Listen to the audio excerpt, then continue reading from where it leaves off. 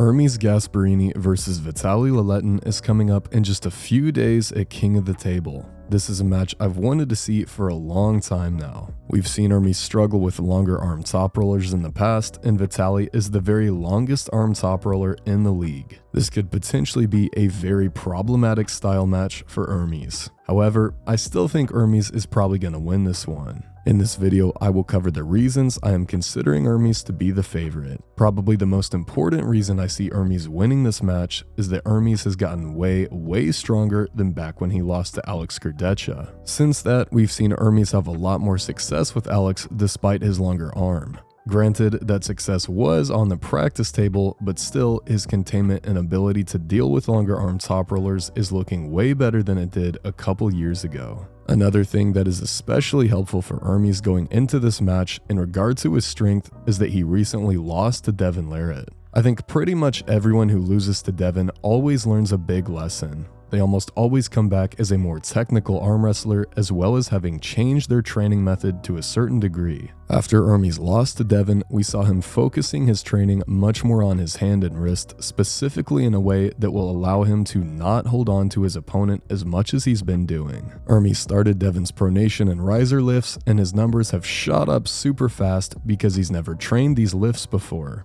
ERMES has basically been making noob gains after his loss to Devin, which perfectly leads into his match against VITALY. And the riser lift especially should help ERMES against VITALY's low hand top roll. A posting high knuckle top roll is traditionally considered the very best counter to a low hand top roll, and ERMES' riser strength is looking insane right now. So I really could see ERMES being able to take hand control in this match. And if he does take hand control, it's going to be all over. There's pretty much no way that VITALY has as much arm power as ERMES, as he has terrible leverage for arm power. I can see potential for a very dominant win from ERMES that happens through the hand. But what if ERMES cannot take hand control? What if VITALY's back pressure and pronation from that awkward 6'8" angle is just too much for ERMES to handle? And this is where we might see another absolute grinder, just like the last time VITALY competed at King of the Table against Dave Chaffee. For a long time, it seemed like as soon as ERMES' wrist goes back a millimeter, the match is totally over and he has no options. But then ERMES versus Levon happened. That match showed us that if ERMES really wants to win, he has a pretty insane backup move, even if he loses his wrist. So if VITALY does end up taking ERMES' wrist, I would still consider ERMES the favorite to win that match.